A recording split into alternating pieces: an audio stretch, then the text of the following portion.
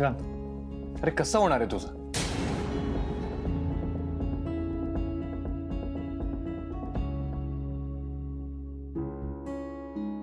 हे बघ, शांतपणे आई बरोबर जा आणि तिथे जाऊन उगाच काहीतरी बडबडत बसू नकोस. हा, नाहीतर नवीन काहीतरी प्रॉब्लेम क्रिएट करून घरी येशील. आहेत ते प्रॉब्लेम्स खूप आहेत. हा, नको काळजी करू, खा आता.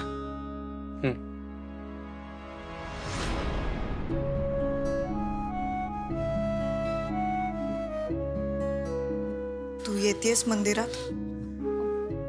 नाही, तुम्ही दोघे जाऊन या. मी तर साकडं घालणार आहे देवाकडे. सारिका लवकरात लवकर बरी होऊ दे. हो आई, ती जर लवकर बरी नाही झाली ना तर मला खूप अपराधी वाटेल. आपल्यामुळे कुणाचं वाईट होऊ नये. हो नाही, ठिकाणची घरं ओरपळत आहेत. कोणीच खुश नाहीये. सगळ्यांना टेन्शन आलंय. नकोय मला असं प्रेम, नकोय हे लग्न. मला खूप साधं सरळ आयुष्य हवंय. ताई हे बघ, तू प्लीज स्वतःला दोष देऊ नकोस. मी तुला परत सांगते, तू मंदिरात जातेस ना, शांतपणे जा, प्रसन्न चित्ताने जा.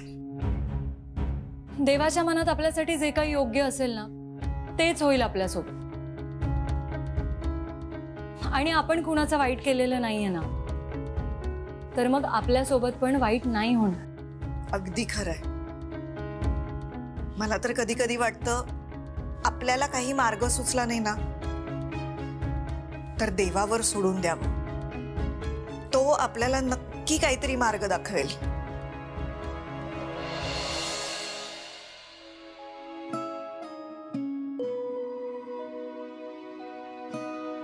काय रे काही नाही. विक्रांत, तुला माहितीये ना, मला गोष्टी लपवलेल्या अजिबात आवडत नाहीत. आणि तू आजीला काहीही सांगू शकतोस, हो की नाही? आजी, मला वाईट वाटतंय ग सारिकाबद्दल. बर, मग तुला सारिकाचा त्रास कमी करायचा आहे का? सांग ना, काय करू? म्हणजे बघ, ती तुझी स्वप्न बघतीये, तिला तू हवायस, हो की नाही? मग तू तिच्याशी लग्न करून टाक. जी, तू पण ना. अरे, आत्ताच तू म्हणालास ना तुला तिचा त्रास कमी करायचा आहे म्हणून. अगं पण मी तिच्याशी लग्न करून माझं काय होईल? काय होणार आहे, तिचा नवरा होशील. आजी, पण मला आरती आवडते ना.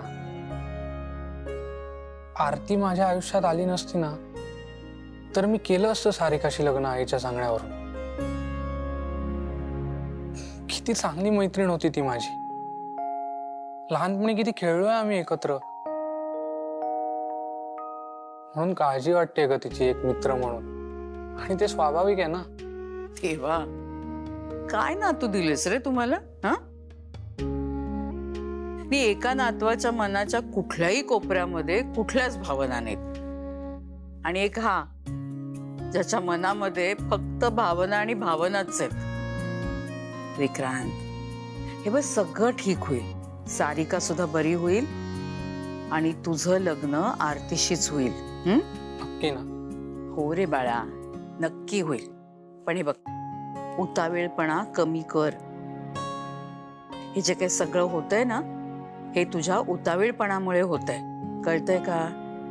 तुझा दादा तुला सांगतोय काम कर, काम कर, आणि तू काय करतोयस? फक्त प्रेम प्रेम करत असतोस. लहानपणी ना बहुतेक जरा जास्तच भातुकली खेळलेला दिसतोस. काय? काय नाही. ये, नको रे काळजी करूस, सगळं नीट होईल.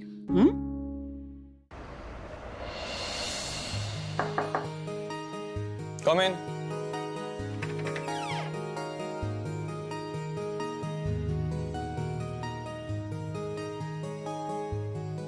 बस बस. नाही नको. काय झालं? मी काल सारिकाकडे जाऊन आले. बस.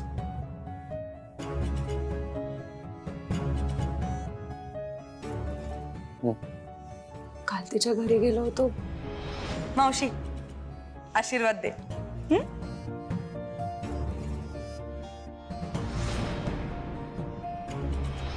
तू नाही म्हणालीस म्हणूनच माझं आणि विक्रांतचं लग्न होतं. आरती, हे तुझ्यासाठी. तुझ्यामुळे मला हे सुखाचे क्षण अनुभवायला मिळत आहे. घे गपचूप, नाही तर पप्पा रागवते. खूप खुश होती वेदांत, खूप आनंदात होती, एक्साइटेड होती. पण हे सगळं विश्व ना तिच्या कल्पनेतलं होतं हे बघून जीव गुदमरत होता तिथे. तिची ही अवस्था बघवत नव्हती आम्हाला कोणालाच. तुला सांगते वेदांत, एरवी मला सारिकाचा राग यायचा. जे काही ती आमच्यासोबत वागली आहे, जो काही अपमान तिने आमचा केलाय, ते सगळं मी नाही विसरू शकत. बरेचदा तिने अशा काही गोष्टी केल्या जेणेकरून आम्हाला त्रास होईल आणि ते जाणवायचं आम्हाला. पण वेदांत, अरे काल ती इतकं विचित्र वागून सुद्धा तिचा राग नाही आला. आमच्या डोळ्यात पाणी येत होतं आणि आम्ही सगळेच लपवत होतो ते. तिचा तो उत्साह, तिचा आनंद, तो खरंच खरा होता रे. म्हणजे ती कुठलंही नाटक करत नव्हती किंवा कुठलीच गोष्ट मुद्दाम करत नव्हती ती. आणि ह्या सगळ्यामध्ये ना मला ती लहान सारिका सुद्धा आठवली, जी आमच्या दोघींचे हात धरून तिची खेळणी बघायला घेऊन जायची. आणि आज ती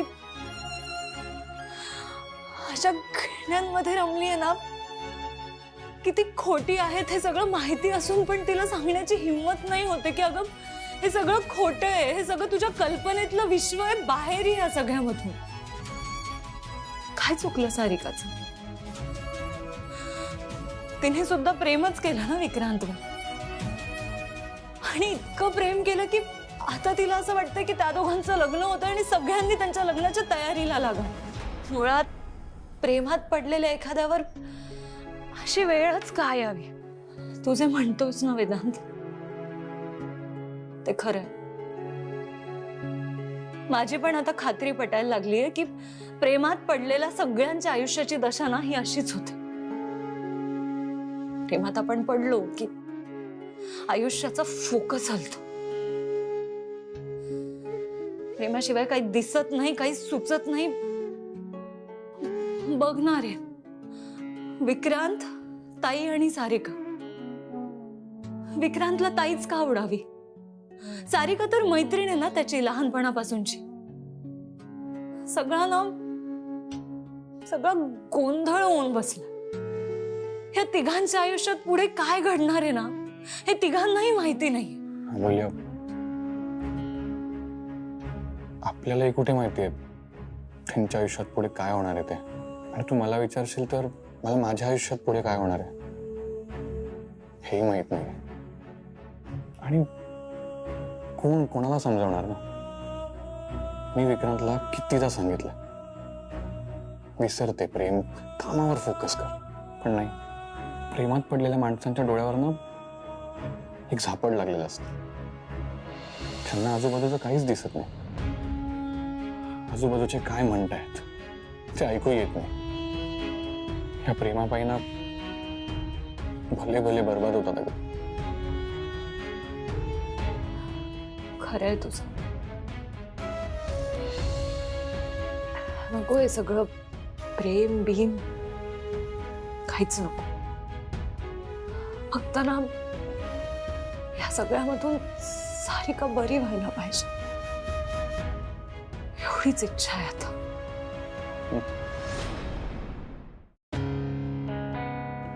काय चाललंय डॉक्टर? जवळपास रोज तुम्ही आम्हाला सांगताय की सारिका बरी होणार आहे. नॉर्मलला येणार आहे, पण तसं काहीच घडत नाहीये. डॉक्टर, तिचे भास तर आता वाढतच चाललेत. तुम्ही इंजेक्शन देता, ती झोपते, बस तेवढाच वेळ. एकदा का डोळे उघडले की परत तिच्या स्वप्नात गुंतत जाते हो. किती दिवस लागणार आहेत अजून? वेळ लागेल. तुम्हाला पेशन्स ठेवावेच लागतील. संपलेत आमचे पेशन्स. आता तर मला भीती वाटायला लागली आहे की या आजारातून सारिका बरी होणार आहे की नाही. अहो, हसत खेळत बागडत असायची माझी मुलगी, आणि काय अवस्था झाली आहे तिची आता. आम्हाला नाही बघवत हो तिची अवस्था. हे बघा, तिला माहीतही नाहीये की ती आजारी आहे. अहो, तोच तर तिचा आजार आहे. डॉक्टर, तुमच्या औषधांचा काहीही परिणाम तिच्यावर होत नाहीये. तुम्ही डोस वाढवा किंवा तुमची ट्रीटमेंट बदला. तसा एक इलाज आहे, तो म्हणजे ECT. म्हणजे नॉर्मली म्हणायचं झालं तर शॉक ट्रीटमेंट. म्हणजे मेंदूला विजेचा सौम्य झटका देतात. काय? तुम्ही शॉक देणार माझ्या मुलीला? अहो, घाबरू नका, तो एक उपचाराचा भाग आहे. हो, पण त्याचे साईड इफेक्ट्स मात्र असू शकतात. नाही, असली कुठली ट्रीटमेंट तिला देऊ नका. अहो, मग मी तेच तर सांगण्याचा प्रयत्न करतेय की मला आत्ता तरी या उपचाराची गरज वाटत नाहीये. हे बघा बडवाईक साहेब, तुम्ही जरा समजून घ्या. तुमच्या मुलीचा आजार हा मानसिक आहे. म्हणजे बघा, समजा जर BP असेल किंवा डायबिटीस असेल तर तो आपल्याला मोजता येतो आणि मग तो कंट्रोलमध्ये ठेवता येतो.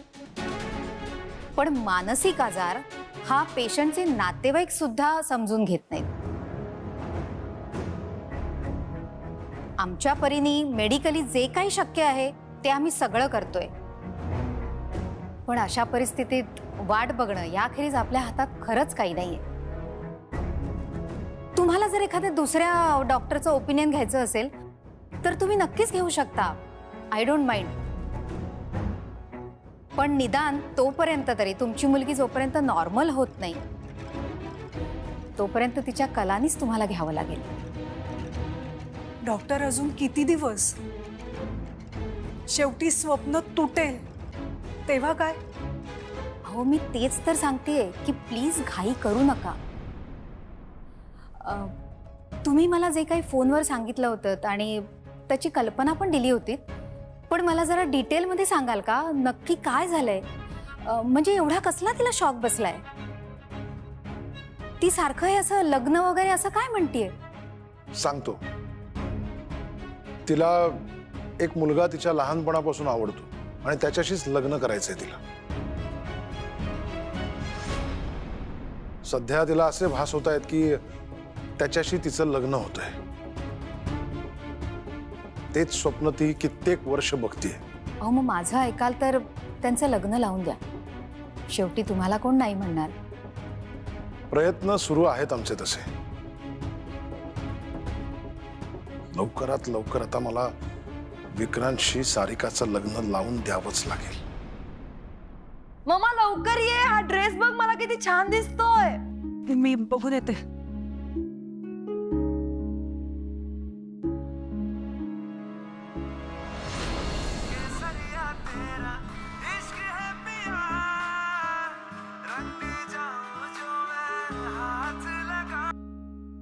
ती कुठे आहे? माझा फोन का उचलत नाही कालपासून? मेसेजला उत्तर देत नाहीये. काही झालंय का तिला? बरी आहे ना ती?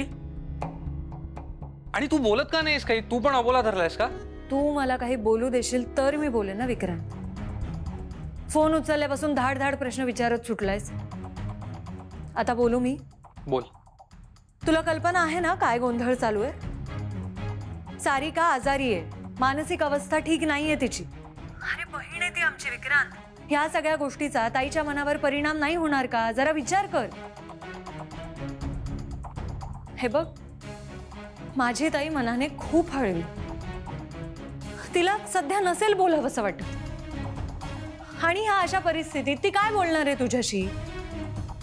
आणि ती जर फोन उचलत नाहीये तर तुला समजायला नको ती नसेल सध्या बोलण्याच्या मनस्थितीत. हे बघ विक्रांत, जरा धीर धर, तिला त्रास नको देऊस. ठीक आहे, मी नाही करत फोन. पण तू घरी गेलीस ना की तिला फोन करायला सांग प्लीज. देवा, तुझ्या समोर वाचली गीता आणि कालचा गोंधळ बरा होता. ठीक आहे, मी सांगते आता ताईला. ठेवते मी आता फोन. बाय.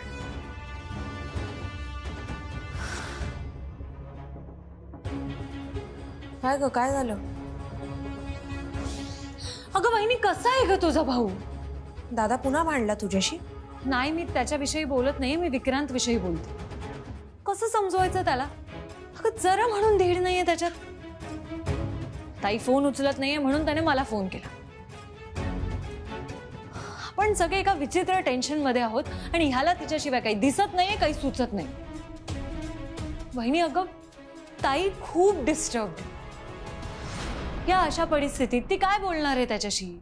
खरंय तुझं. मला पण ना काय करावं तेच सुचत नाहीये.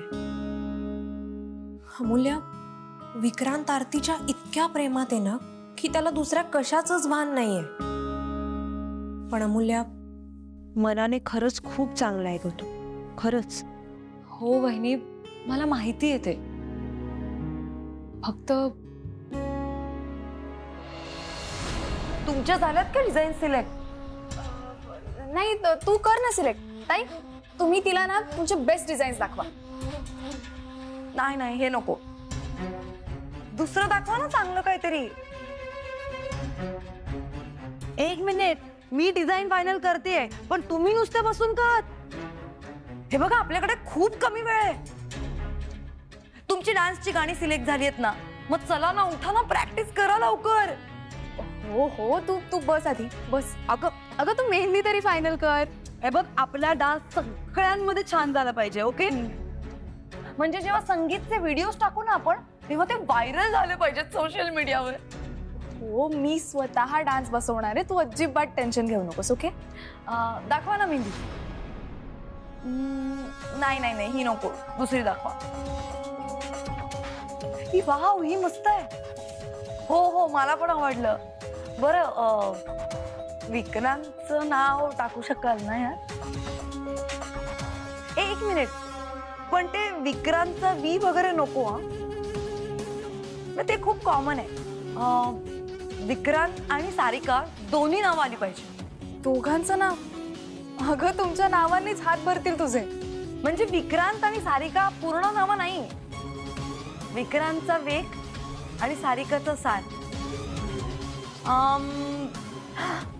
विकी सार.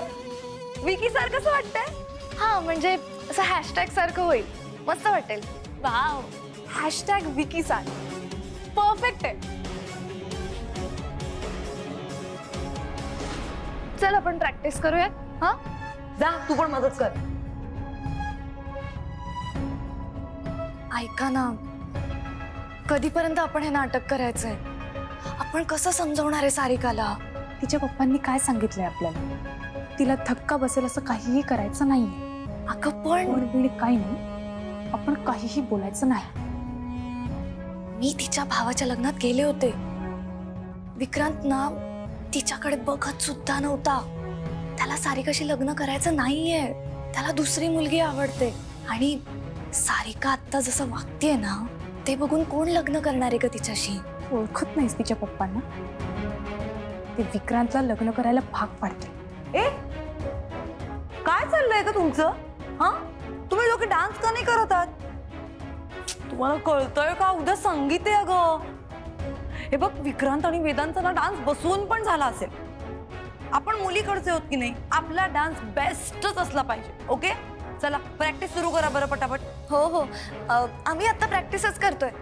चल प्रॅक्टिस करूयात. नाही, इकडे फोन मी गाणं लावते.